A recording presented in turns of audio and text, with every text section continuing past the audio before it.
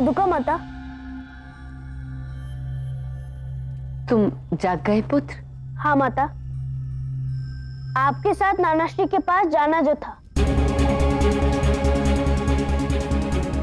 और उनसे पूछना है कि आपके हाथ का ये घाव भर क्यों नहीं रहा है।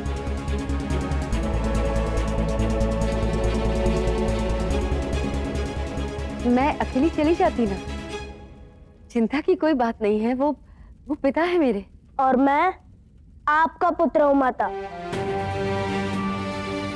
और यदि मैं जान पाऊं कि मेरी माता स्वस्थ है तो वो मेरे लिए सबसे बड़ी प्रसन्नता होगी।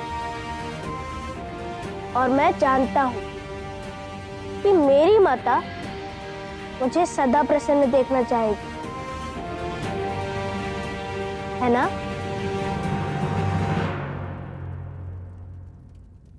तो चले माता।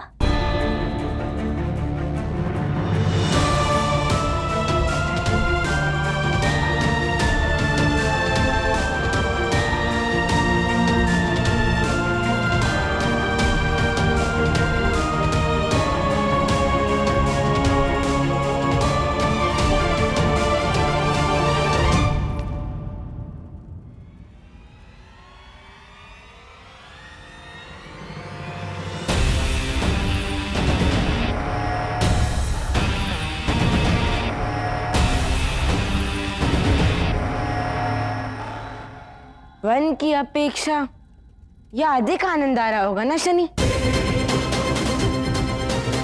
जब मन किया जहां चाहा चल दिए। यम, वो क्या है ना माता, कुछ लोग होते ही ऐसे जिनके पास ना तो कोई काम होता है और ना उत्तरदायित्व।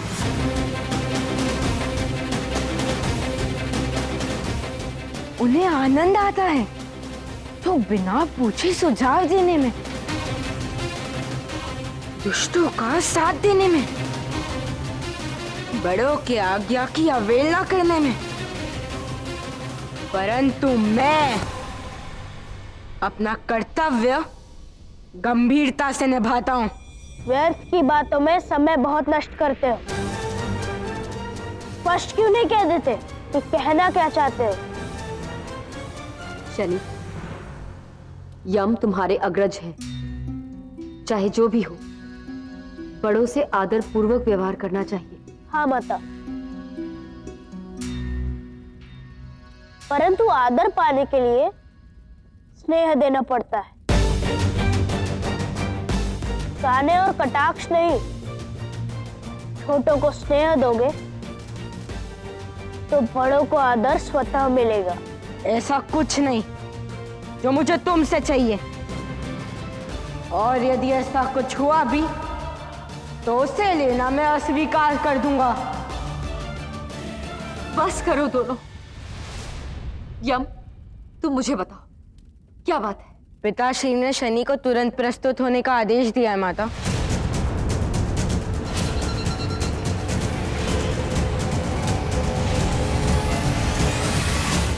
इस समय माता के साथ नानाश्री के पास जा रहा हूँ, लौट कर प्रस्तुत होता हूँ।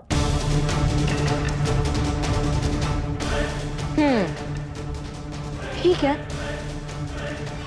तो मैं पिताश्री से क्या कहूँ? शनिदेव, कि आज तुम्हारा दिन व्यस्त है।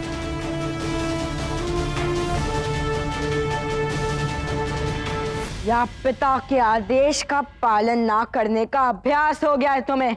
बात आदेश उल्लंघन के अभ्यास की नहीं, माता के स्वास्थ्य को ठीक करने की प्रयास की है। माता स्वस्थ रहे, यही मेरी पहली प्राथमिकता है।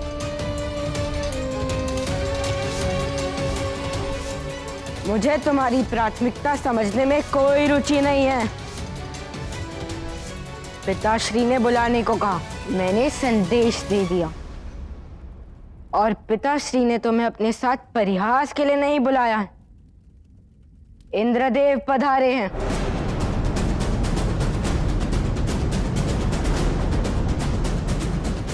इंद्रदेव, वो यहाँ क्यों आए हैं? देवराज है, वनवासी नहीं। उन्हें कहीं आने के लिए किसी की अनुमति की आवश्यकता नहीं है। शनि, तुम्हें जाना चाहिए पुत्र। मैं भी चलती हूँ। पिताश्री के पास हम कुछ समय पश्चात चले जाएंगे।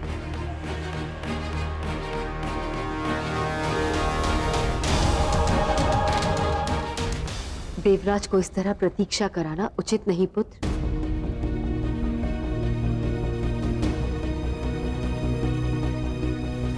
उचित तो महत्वपूर्ण विषय को भी टालना नहीं है माता, क्योंकि इसके परिणाम अनुचित होते हैं। इस समय सबसे उचित यही है कि आप समय से उपचार लें। आप नानाश्री के पास जाइए माता, और मैं सूर्यदेव से भेंट करता हूं।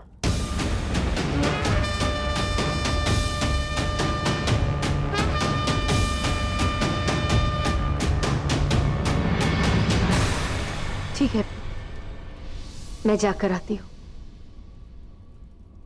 अपना ध्यान रखना।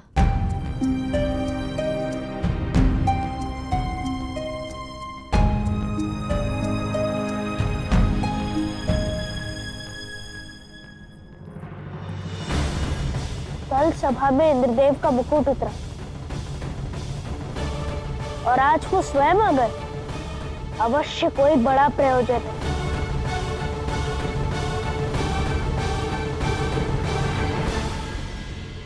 समझ में नहीं आ रहा है कि आपका सत्कार करूं या धिक्कार दूं।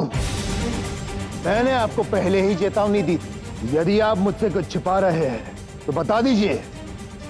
परंतु आपने केवल मुझे ही नहीं, संपूर्ण देव जाति को कलंकित किया है।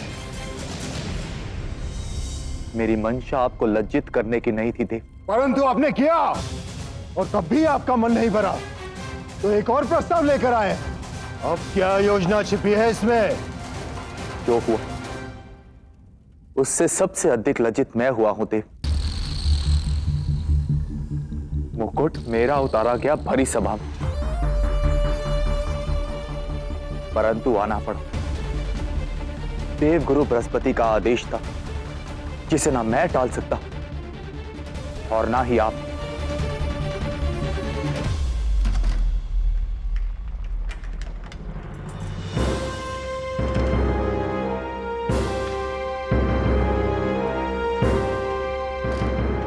प्रणिपात पिताश्री। प्रणिपात। प्रणिपात देव। प्रणिपात।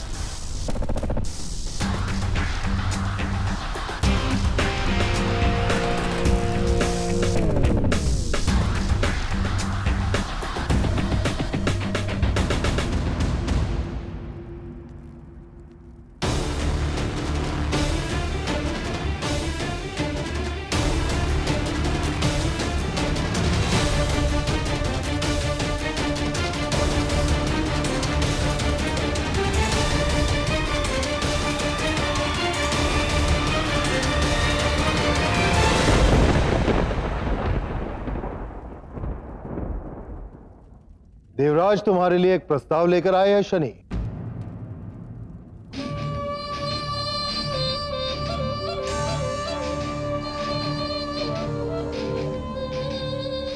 कल सभा में तुमने सिद्ध कर दिया शनि कि तुम असीमित रूप से गुणवान और प्रतिभाशाली।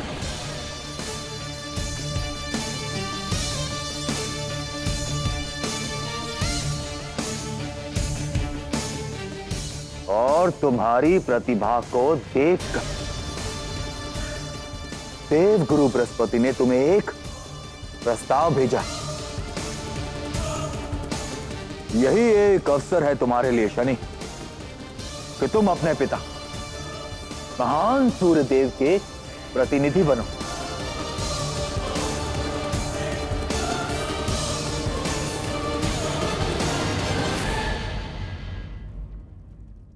प्रस्ताव स्वीकार है सूर्यपुत्र।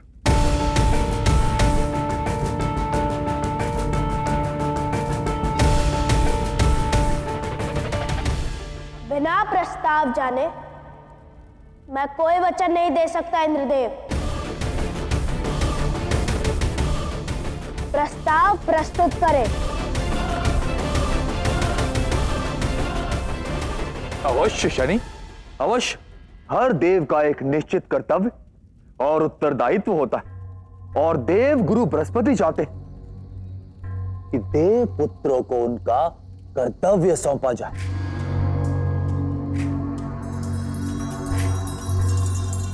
उनकी योग्यता और प्रतिभा का आंकलन करके।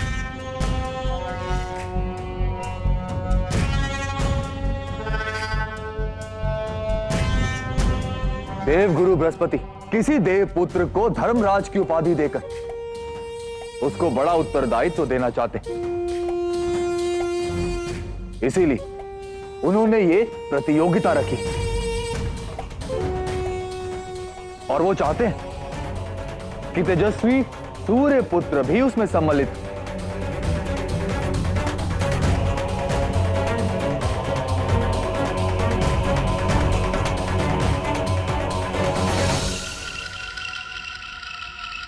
ये तुम्हारे लिए भी बड़ा महत्वपूर्ण अवसर है शनि,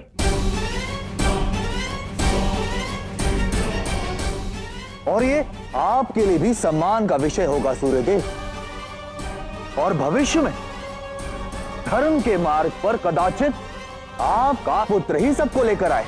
प्रश्न ये है कि आप उचित मार्ग पर आए या नहीं।